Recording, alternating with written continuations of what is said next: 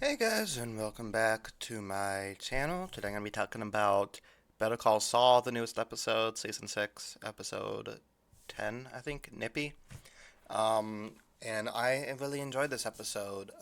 It was very different from the rest of the series, both in like visually, tonally, and, plot-wise. It's complete like standalone episode, which I really enjoyed. After the really emotional roller coaster last week put me through, it was kind of nice to see a little bit more of a lighthearted episode. So, this is the first time we've seen Gene since season 5, episode 1, which is over 2 years ago.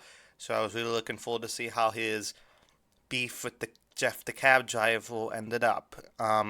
So first of all, I thought the guy they got to replace the original Jeff the cab driver did a pretty good job.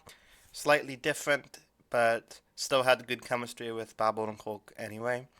Um, he was a lot less menacing than I thought he would be. A little bit more like a goofy, dumb character, but I think it worked. It was really interesting to see Gene slipped back into his old Saul ways, or slipping Jimmy ways, and you could tell that Jeff the cab driver kind of wanted to do the same thing. He even slipped, like slipping Jimmy, though it was not intentional. The guest cast was really cool. I knew Carol Burnett was going to be in it, and she had a nice warm presence to it. I She wasn't in that many scenes, but like I get it because the actress is in her 80s now, and I feel like the only reason she was on the show was because she said it's her favorite TV show, so they just got her on, which is kind of fun. Um, I'm not that familiar with Carol Burnett. Like I've seen some clips, the obvious Gone with the Wind sketch, but she was more my dad's generation, and he enjoyed seeing her, so that was fun.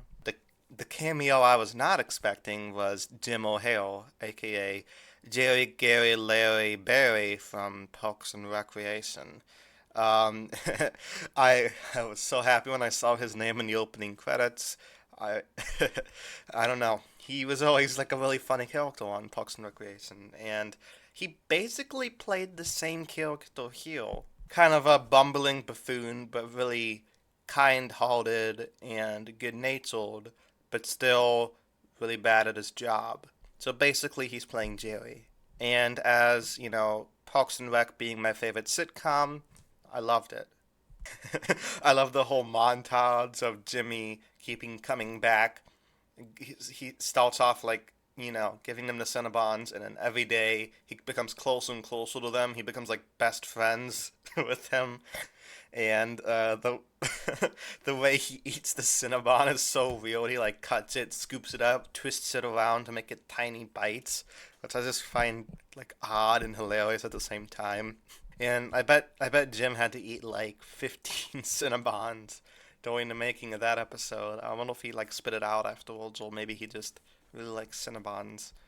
But you could tell that they sponsor this show. You could tell that Cinnabon is Better Call Saul's product placement, as Coca-Cola is for Stranger Things. So I don't know. I thought that whole sequence was hilarious, and like Saul, you know, getting time as the guy walked through the door. He was like, that was just so funny, and definitely relates to Bob's Odenkirk's strengths as a comedian as well as an actor. I think the main part of this episode, the whole point of it was, like, he can never get rid of his slippin' Jimmy ways. He can never. He always goes back to that. Just as Chuck said, he can't help it. That's just how he is. So while he might try to lead a quiet life now, he sometimes he can't help himself. The question moving forward is, will he go back to his quiet life, or will he completely indulge in Saul Goodman adventures? And also a question, would we see more of the Better Call Saul timeline, or are we sticking to the black and white timeline? Because I know we meet Walt and Jesse sometime in the series. Um, I don't exactly know how, because we saw when they first met, and we saw when they last met, so I don't really understand how, they could meet. But, very interested in that.